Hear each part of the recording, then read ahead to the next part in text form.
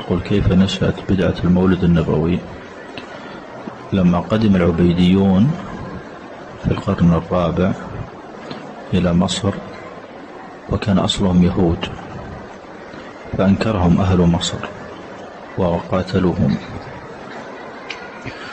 ثم أرادوا أن يستعطفوا قلوبهم فوضعوا قبر، قالوا: هذا قبر جد لنا وهو الحسين.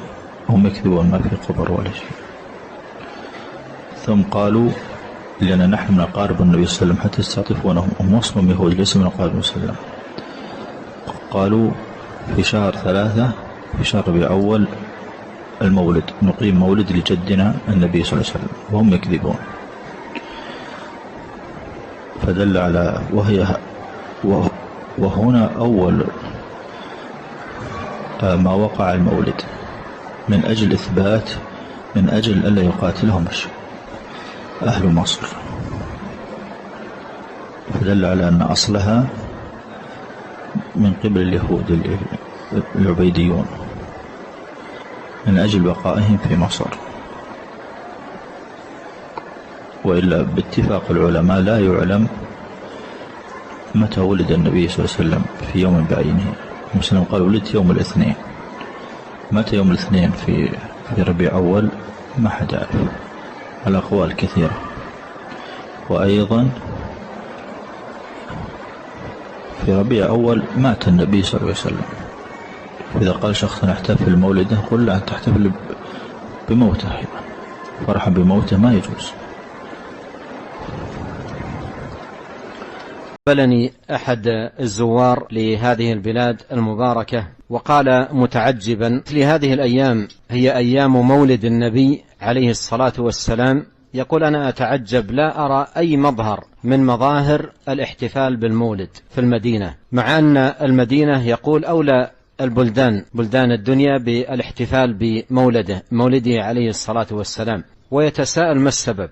قلت له: لو أنك عرفت السبب لزال عن قلبك العجب. السبب واحد. قال: ما هو؟ قلت: لأنهم يحبون النبي عليه الصلاة والسلام، ولأجل هذا لا يحتفلون بالمولد. قال: عجب. قلت: نعم. قلت: المحبة الصادقة للنبي عليه الصلاة والسلام لا تكون بالمظاهر المبتدعة المحدثة في دين الله، وإنما المظاهر الحقيقية لمحبة النبي عليه الصلاة والسلام هي اتباعه. Maulud bid'ah. Orang Syiah yang pertama yang membawa maulud yang dipakai oleh Ahlus Sunnah wal Jamaah. Hol, orang Syiah yang pertama membawa hol dan dilanjutkan oleh NU. Tabarruk, berkah, ziarah kubur, tawassul, solawatan rami-rami adalah semuanya tradisi Syiah yang juga dilakukan oleh Ahlus Sunnah wal Jamaah. Saya tidak ada perbedaan dengan kiai-kiai. Mereka tawassul, mereka tabarruk, mereka kunut, mereka macam-macam. Saya sama dengan dia, tapi saya Syiah, dia Ahlus Sunnah wal Jamaah, saya bersaudara dengannya. Tetapi kemudian Salafiyah yang mengatakan bahwa ini bid'ah, lalu diadu antara Ahlus Sunnah dan Syiah. Itu mungkin yang dapat saya sampaikan. Mohon maaf. Assalamualaikum warahmatullahi wabarakatuh. Maulid Nabi pertama kali diadakan oleh Al-Mu'izz Lidinillah, Khalifah Fatimiyah, yang membangun khilafah di Mesir pada tahun 361 Hijriah. Jadi terus terang saja, nanti saya dikira Syiah nanti. Ini sejarah ini. Pertama kali yang mengadakan Maulid Nabi adalah khilafah Fatimiyah yang bermadzhab Syiah di Kairo. Maulid Nabi SAW, teman-teman sekalian, ini kalau kita kembali kepada sejarah Nabi, tanya Nabi SAW pernah rayain enggak hari lahirnya? Sahabat-sahabat pernah rayain enggak? Tabi'in pernah rayain enggak? Tidak pernah ada jawaban dari orang yang memastikan Nabi pernah rayain seperti sekarang. Muncul maulid itu kapan? Secara histori tahun 230 Hijriah di zaman kerajaan Fatimiyah di Mesir. Siapa Fatimiyah ini? Orang-orang yang berpaham Syiah. Siapa Syiah itu? Yang dibentuk oleh Abdullah bin Sabah, orang Yahudi pura-pura masuk Islam dari Yaman. Di zaman Uthman bin Affan, dia mengaku sebagai Muslim, lalu dia memfitnah, mengatakan Abu Bakar sama Umar telah merebut khilafahnya Ali. Lalu sama Uthman ditangkap, dikeluarin dari Madinah. Dia lalu membuat kelompok pemberontak masuk ke Madinah membunuh Uthman bin Affan radhiyallahu anhu. Lalu kemudian Ali bin Abi Thalib jadi khalifah, dia masuk lagi buat fitnah baru.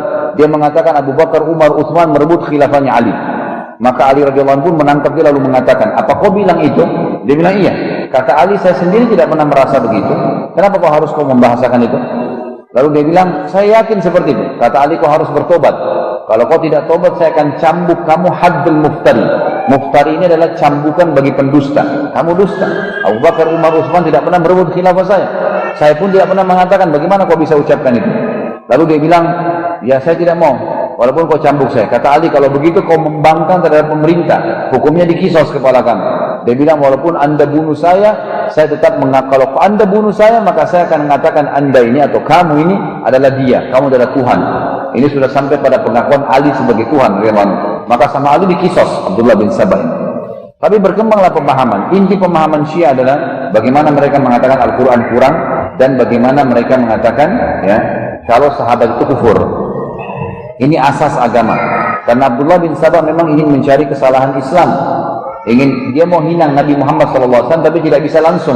Yang dihina adalah mertua Nabi, Abu Bakar, Umar, istri Nabi, Hafsah dan Aisyah radhiyallahu anha ajma'in. Ini yang dihina, gitu kan? Kalau anda betul cinta kepada Nabi Muhammad SAW, Nabi Muhammad SAW tidak meninggal dunia kecuali sudah menyampaikan semua ajaran agama ini. Nggak ada yang tersisa.